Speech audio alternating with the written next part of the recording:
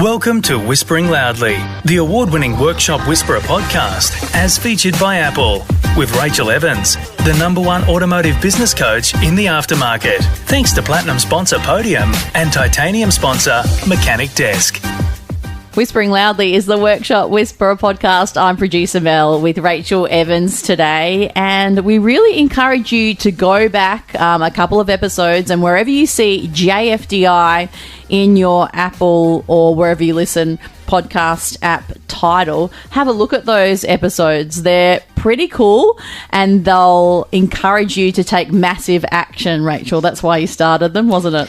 Absolutely. They're a little bit of a rant, Mel. You know, where I see the same things come up over and over again. So in a JFDI, we highlight something in particular each episode, and I really just step you through in a very direct way what your problem might be and how to get over it. Yeah, and it's a really good idea to have a listen, because taking massive action within your business will move it forward. So that's what Rachael is here to do. Learn tips and strategies from the comfort of your lounge room to make your auto repair shop hum in Workshop Whispers. Yes, today is a Workshop Whispers episode where you tell us what you want to hear. Alex is in Phillip Island and he says, my shop's always full. Well, that's a good sign. He says, the only problem is I say yes to everything because I want to have a successful business, but we're working back late every night and I'm just exhausted and don't know what to do about it. Can you help me, Rachael? Well, yes, we can. That's what I know about that.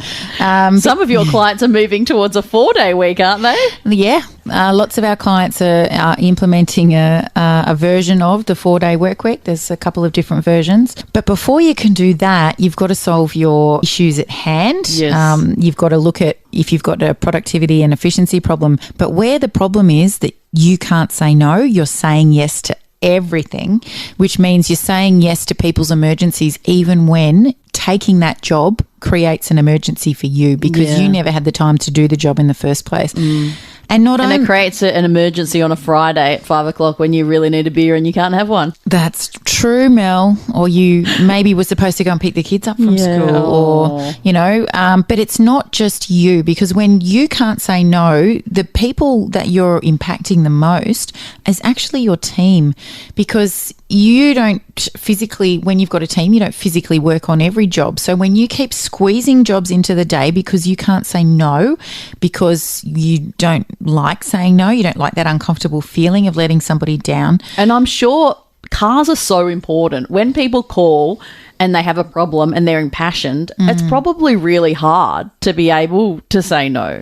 Which is why, you know, as soon as the business can be in a position to do it, the owner shouldn't be answering the phone, and because their heartstrings will be pulled by, you know, customers that have been loyal for a long time. And it's not that you won't do the work, but what you need to say no to is accepting the vehicle right then and there when you've already got a fully booked day. What you need to be saying is, yes, we can take the car, however, we are completely booked until Friday. It might be Monday, it might be the Thursday of the week before. We won't be able to have a look until Friday because we are fully booked already. Are you okay with that? Instead of saying, yep, drop it down, we'll take a look, knowing full well you are not going to get to that car.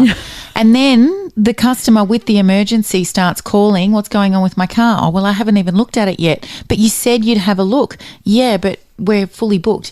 It can be really simple as just adding a few extra words into the conversation. The other issue is it's not just on the phone. It's when the tow truck drops a car off and then you've got this car, you know, is expecting, the owner's expecting it to be fixed. Again, you've got to say, you know, we're fully booked until blah, blah, blah. Are you okay with that? And they say, no, I need it back on the road tomorrow. You need to say, well, can you please organise the tow truck to come back? I'm sorry, I can't get to it. So is that commonplace for customers to send a car to their mechanic without authorising first if there's a spot to fix it? Absolutely. Oh, wow. Okay. Yeah, 100%. So especially if something happens on the weekend, you know, you might call your tow truck and say, take it round to the such and such workshop, and it might sit outside on the road or something like that. And then you might speak to the mechanic Monday morning. And I guarantee you that the owner is going to feel obliged to fit that car in that day. But again, if you are already booked out, and, you know, of course there's a balance between offering great customer service to a loyal customer and being able to ensure that the workshop is not under too much stress. Yeah. Because one of the effects of there being too many cars, and I feel like a cracked record when I say this, is that your gross profit will go down. In any day where you've got too many cars, your gross profit will go down because you do not have the time to complete upsell work on each job. So you just want to get it done as quick as possible. You're not going to offer the upsell because everyone's stressed out and they're going as fast as they can. That's right. Your goal becomes get the car back instead of maximise our average repair order. So learning to say no is a skill, and it's like a muscle. You've got to keep practicing. You've got to keep working the muscle, and eventually, yes, you might lose a customer or two. However, that is far better than continually pushing your team to the max every day, them burning out, you burning out, and your workshop just being in chaos. Yeah, you might even end up with a few letters of resignation if it gets too much. That's right. Join our free Facebook group, Your Profitable Auto Repair Shop, and join in on the conversation with auto repair shop owners just like you globally. Joey is in the Sunshine Coast, beautiful part of the world, and he says, we seem to be getting known for working on European cars. I'm really passionate about them. Should we exclusively deal in European cars? Okay, well, that's a pretty good question. And the answer is, it depends, Joey. So what we want to have a look at... Nothing's ever simple. What we want to have a look at here is there a big enough market in your local area? Because, you know, Sunshine Coast is obviously a very large geographical area. But in the area where your shop is, do you think that there's a market there for you to How just could you go tell if exclusively? there was... So you might be able to get some data from your local or your state association. Oh, that's cool. With the Australian Automotive Aftermarket Association, or perhaps MTA in New Zealand, about, you know, types of cars in your area. If they gather that kind of data, Facebook is a good way. If you know how to create some audiences on Facebook and have a look at that by model of car or make of car in your local area. Have a look and see how many European dealerships there are in your local area. If you've got some European dealerships, then you're going to have some people hanging out in the aftermarket looking 100%. for a repairer.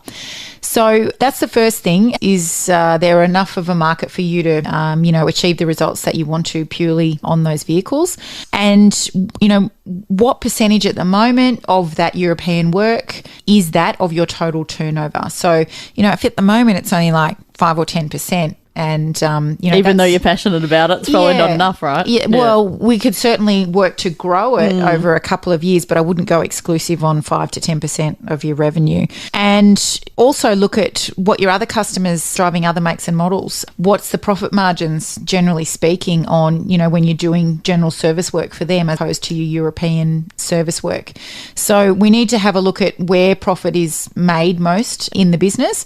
And if it is on the European side, and, you know, you kind of half and half, you don't have to ring all of your customers that don't drive a European vehicle and say, sorry, we're not servicing you anymore. You just go after more customers of your European. And how do you know how to find more of them? Well, you go back to the really simple things that we teach in Auto Superstars Academy, which is our 8-week online program. And those things are, you know, around looking at the demographics of where the European customers are coming from. So which suburbs? Are they double income homes? Do they have kids? How long do they traditionally hold on to their cars for? We gather all of that information, and then you can create marketing messages that will talk to more of those kinds of people. Of course, people hang out in layers. So if you've got a couple who's, you know, got at least one European vehicle in their household, they're likely hanging out with other people who have a European vehicle in their household. Like attracts like. Yeah, that's right. And so we can, you know, come up with little referral incentives, or just ask your customers for a review or to check in on Facebook when they get to the workshop, so that appears in their friends' Facebook Facebook feeds and things like that. So the first bit of work you've got to do there, Joey, is work out if the local market can sustain you doing European wholly and solely, and then what percentage of your business at the moment is just in European. Do you need to grow it some more in order for it to be your full focus? And then where can you find more customers like the ones that are coming to you already that are really happy with your work? Definitely a cool idea, though, because it is a distinguishing feature of your business. So yes. Well done, Joey, and we hope you have every success. We'll see you next week here at Whispering Loudly, and thank you so much for your time. Make sure you rate and review us wherever you listen. Thanks for listening to Whispering Loudly, the award-winning Workshop Whisperer podcast, as featured by Apple with Rachael Evans, the #1 automotive business coach in the aftermarket. Thanks to Platinum sponsor Podium and Titanium sponsor Mechanic Desk.